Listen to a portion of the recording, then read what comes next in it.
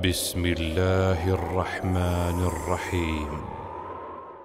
در صحیح مسلم رحمت الله علیه روایت است که پیامبر علیه السلام میگن که پیش از شما مردی بود که 99 کس را کشته بود.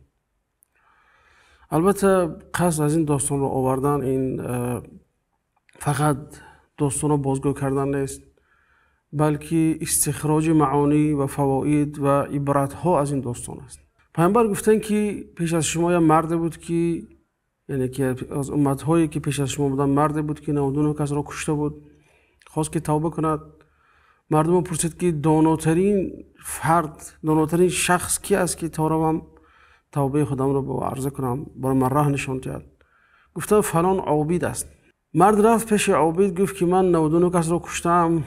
گفت که ها تو اگر 99 کس کشته باشی برای تو توبه نیست. بعد این مرد گفت تو گفت 100مش باش. با اون مرد کشت، 100 نفر شد. بعد از اون پرسید گفت داناترین فرد در این روی زمین کی است؟ گفتن که فلان عالم است. نزد عالم اومد گفت من 100 کس را کشتم، آیا برای من توبه هست؟ گفت بله برای تو توبه است، چرا نباشد؟ دری توبه شده است.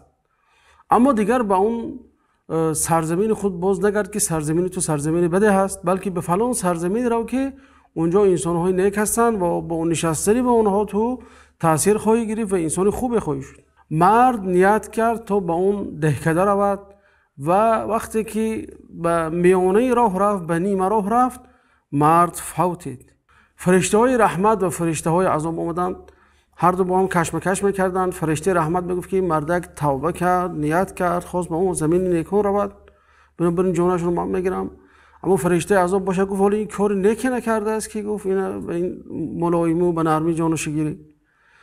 الله تعالی فرشته دیگر رو به صورت انسان فرستاد و بین آنها حکم قرار داد و اون فرشته برای آنها گفت که ببینید گفت به کدام زمین نزدیک باشد همراه اهل اون زمین حساب کرده بشود.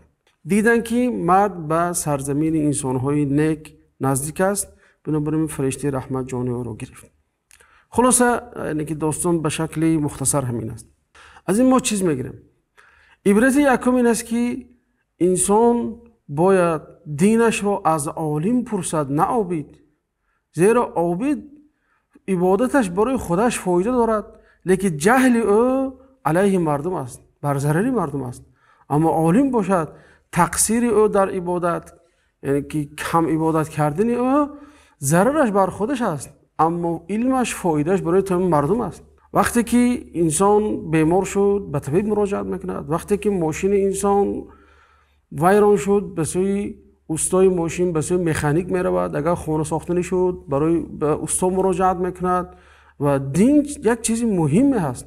امروز متاسفانه میبینیم که مفتی های زیاد پیدا شدن، در فیسبوک هم مفتی های زیاد پیدا شدن، در اینستاگرام هم پیدا شدن، یعنی که بدون تثبت، بدون یک گفتگو، بدون یک مسئله رو چخور آموختن، هر کی مفتی شده است. گویا که دین یک چیز بی صاحبی هست که هر کی هر چی خواهد میگه. عبرت یکم همین است. مثلا میبینیم که در زمان صحابه وقتی که صحابه خواستن که قرآن جمع کنن، با ابی بن کعب و زید بن ارقم مراجعت کردن، نه به خالد بن ولید. اما وقتی که جنگ علیه مرتد شد، صحابه مراجعت به خالد کردن و نه به دیگر صحابه ها. یعنی که هر یک انسان اختصاص خودش دارد. مثلا در زمان حضرت عمر، حسین بن عدی و مردی از بنی تمیم اومد گفت که مرا فلانی حج کرده است با شعر خودش و اون شعر رو نزد عمر قرائت کرد. عمر گفت خیر ما میپرسیم ببینیم، گفت اگر حج باشد و انسان ما جزا میدیم. بعد به فکر شما عمر رضی الله عنه وظیفه تدقیق و آموختن این شعر که آیا حج است یا نیست به کی داد؟ به خالد داد یا به ابی بن کعب داد که قاری ترین صحابه بود، یا ابن مسعود یا ابو هریره که بسیار حدیث روایت میکرد؟ نه، به حسن بن ثابت داد که از همه شاعرترین صحابه حساب میشد. وقتی که حسن این شعر شنید گفت که این گفت نه تنها حج کرده است بلکه بالای این مرد شاشید است، گفت به سخن. یعنی بعد حضرت عمر رو گرفتن اون مرد که حبس کردن برای خاطر این حجبی قبیحش. دویم فایده این است که خیلی میگن که من قال الله اعلم فقط افتا، یعنی که یک عباره هست، عباره حکیمانه که میگه کسی گوید که خدا داناتر است، این هم یک نمود فتوا هست. یعنی انسان نباید که از گفتن عباره نمیدانم یا اینکه الله اعلم ترسد. این برعکس برای انسان فخر است که ورع، تقوا و زهدش را نشان میدهد که در فتوا دادن تسرع نمیکند، سراسیمه نمیشود. وقتی که شعبی را پرسیدن، سوالی را پرسیدن، گفت که من نمیدونم. گفتن که تو داناترین اهل عراق هستی و با میگی که من نمیدونم. شعبی گفت یگان جای تعجب نیست، فرشته ها هم نزد الله تعالی گفتن که لا علم لنا الا ما علمتنا، ما علمی ندارم جز آنچه که تو برای ما آموختی. یگان جای عیبی نیست وقتی انسان گوید که نمیدونم، وقتی که در حقیقت نمیدوند. فایده دیگر این است که انسان نباید که بین بنده و بین خدا ایستاد. به چه معنا؟ یعنی که مردم محتاج هستند به شخصی که دستی اونها رو میگیرد، اونها رو راهنمایی میکند، اونها رو راه نشان میدهد، نه که اونها رو از راه دور میکند و اونها رو به وهم و واهمه گرفتار میکند. و یعنی که یک جنت جایی است که الله تعالی میگه که عرض السماوات و الارض، یعنی که پهنای جنت از پهنای زمین و آسمان ها به همگی جمع کرده وسیع‌تر است. یعنی که انسان نباید که انسان گناهکار را به چشم بد نگاه کند. درست از گناه رو بد میبینم، لیکن گناهکار رو انسان نباید بد بیند. یعنی که باید چنون معامله نکنیم که گویا که در جنت، کلید جنت در دست ما باشه. باید معامله مشفقانه کنیم چنون که پیامبر علیه السلام میکردند، چنون که پیامبران گذشته به اونها میکردند. عمر بن الخطاب رضی الله عنه روز دید که یه راهب در عبادت است، گریه کرد. گفتن که چرا گریه میکنی؟ گفت الله تعالی گفته است که عاملة ناصبة تصلی نارا حامیه، یعنی عمل کننده هست، خود را مانده کننده هست، وارد شونده به آتشی تصفان است. یعنی ببینید چگونه صحابه ها تا دلشون درد میکرد وقتی که میدانستن که کافر میرود در دوزخ میسوزد. یعنی یه دین رحمت و دین مرحمتی هست که غیر دین ها رو دلشون میسوزد. یا اینکه قصه یهودیه که در بستر مرگ بود و پیامبر علیه السلام میگذاشتند و او رو دعوت کردن، گفتن که ایمان بیار که ایمانت برای تو فایده دارد، تو رو از دوزخ نجات میدهد. وقتی که یهودی کلمه شهادت را نطق کرد، پیامبر گفتن که الحمدلله الذی نجاه من النار، شکر الله که مرده که از دوزخ نجات داد. یعنی پیامبر تا آخرین دم حرکت میکنه که انسان در آخرین نفس هم باشد به سوی خدای خودش بازگردد. یعنی رسالت انسان مسلمان همین است. یا نکته دیگر، فایده دیگری که از این حدیث میگیریم این است که مرگ یک و یک باره می آید. یعنی این مرد که توبه کرد و در راه می رفت، یعنی امید داشت که به سرزمین نیکان می رود و از اون کرده های خود پشیمانی را اعلام میکند و به کارهای نیک شروع میکند. لیکن یک و یک باره اون مرگ گریبانگیر شد و در نصف راه وفات کرد. این معنای چی است؟ یعنی انسان باید که تمام حیات خود را سفر در راه الله تعالی قرار دهد، اما ضرر ندارد که در کجا انسان میمیرد. مهم در راه خدا باشد، مهم در راهی باشد که الله تعالی برای انسان کشیده است. یعنی چقدر انسان‌ها هستند که خانه ساختند لیکن با اون خانه ساخته خود ندارآمده وفات کردند.